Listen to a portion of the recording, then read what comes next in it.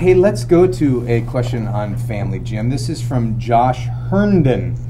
And he says, he's 18 months he's been at the church. God has given us much grace. I have a committed and qualified group of adult leaders, between 15 and 30 students per week, and unwavering church support. Oh. I feel very blessed to be where we are now. That is awesome. Now we're having some growing pains in our next step. I'm having a difficult time trying to integrate parents into the church, specifically the Sunday service. Sunday attendance is a major for my pastor, and the youth program has not needed as much of a bump in the Sunday morning attendance as one might have wished.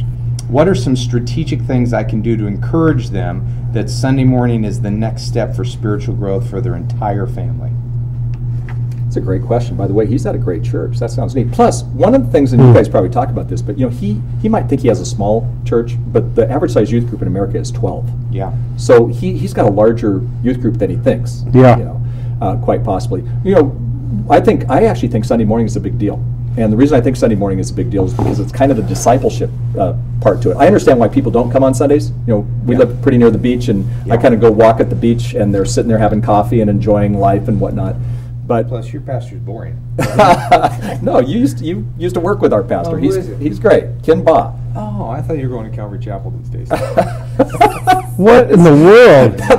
What is that all about? Who says you're out of line? Who gets to say that? Well, I've said it many times. Ken says it every time I see her. Okay, sorry. So Sunday morning's a big deal. Yeah, no, and I think it's important. More and more, I'm excited about this whole idea of partnering with parents and family-based youth ministry, because I actually think that parents need to understand that if they are leading the way with their kids, that their kids are going to have a much greater chance of staying in the church. Take you.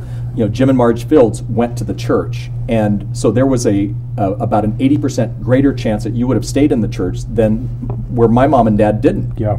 And so what parents have to understand is that one of their strongest jobs is to raise Christ-honoring kids. The way they're going to do that is, frankly, be a part of a church. Yeah. And that's not easy, but I think you do it one at a time. I think the other aspect of it is, find a real strong mom.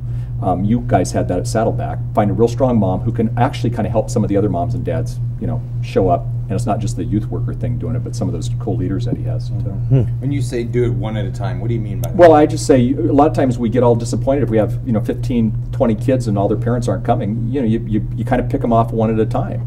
And so as one parent's going to come, and the truth is, you think about the scripture that says, that's talking about the sower and the seeds. Only 25% actually kind of make it. So you're going to have a lot of parents who just aren't going to do it. That's not the case. That's not their deal. But you start bringing them one at a time, and as they bring their kids and they get involved in the church, it's going to become one of the most meaningful things in their life.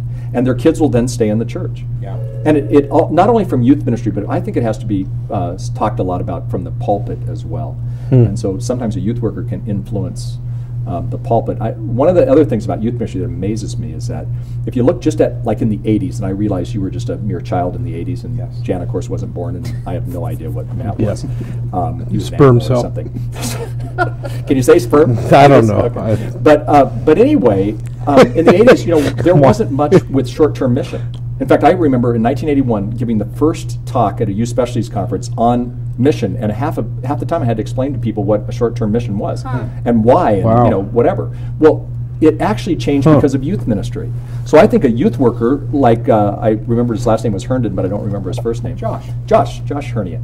But what I remember about Josh, what I think about him is that he can lead the way to get these parents, seeing how important that is, because a lot of times the church.